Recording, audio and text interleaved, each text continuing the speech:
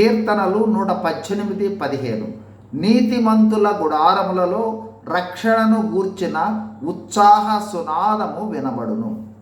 క్రైస్తవులమైన మనకు ఉన్న 2 గుడారాలను ఇప్పుడు జ్ఞాపకం చేసుకోబోతూ ఉన్నాం. ఒకటి, మనము నివసించే గృహము అనేది మన గుడారము. ఆదికాండము 12:8.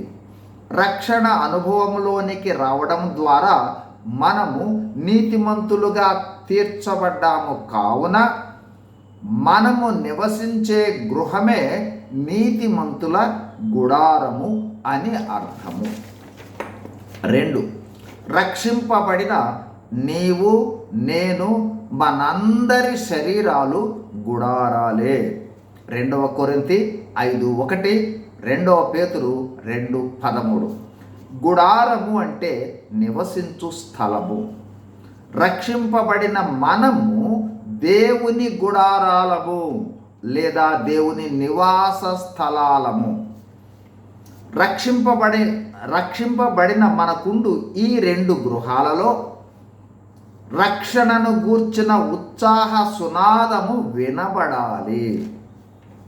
మరో విధంగా రక్షణ సువార్త మన ద్వారా, మన గృహము ద్వారా వెల్లడి కావాలి. అలా వినబడితేనే మన గృహము నీతిమంతులుండే గృహమని వెల్లడి అవుతుంది.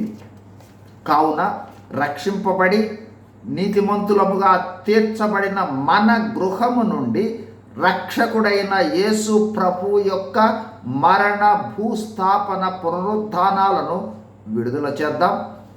అనేకులు ఈ సువార్త ద్వారా ప్రభువును అంగీకరించి నీతిమంతులుగా తీర్చబడి పరలోక స్వాస్థ్యము పొందుకొని పరలోకంలో మనతో నిత్యము ఉండుటకు మనము ప్రయాసపడదాం. మనము నివసించే గృహాల నుండి సువార్తను విడుదల చేద్దాం. మనము సువార్తను ప్రకటిద్దాం. God is in you.